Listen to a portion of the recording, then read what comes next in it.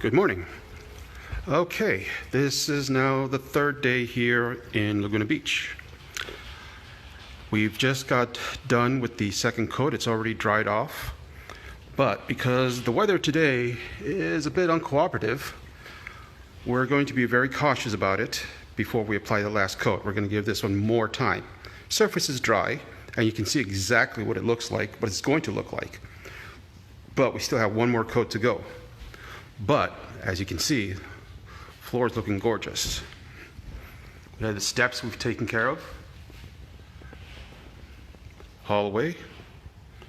I still don't know what this room is called, but it's got two beds in it, two real small beds. Main living area, and of course the kitchen.